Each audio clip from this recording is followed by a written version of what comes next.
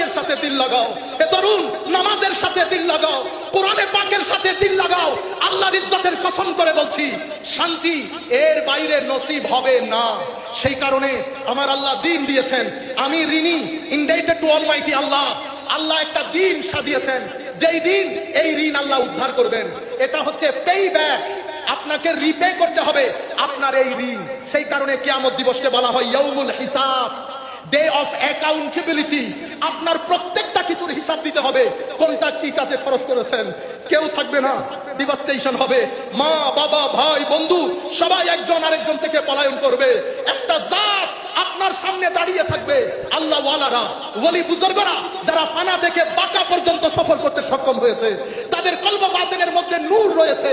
সেদিন তারা বলবে আমরা আছি, আমরা আছি। হাতে ধরে মুসলিম শরীফের রিওয়ায়াতের মধ্যে এসেছে, হে আমার উম্মত, তোমরা ঝগড়াঝাটি কি দেখেছো? আর আসল মুজাদালা, বারগেইনিং কিয়ামতের ময়দানে আল্লাহর ওলিরা আল্লাহর সাথে করবেন এবং বলবেন, আল্লাহ তুমি আমার ওই ভাইকে জাহান্নামে দিয়ে দিয়েছো। সে আমার সাথে নামাজ পড়তো, সে আমার সাথে রোজা রাখতো,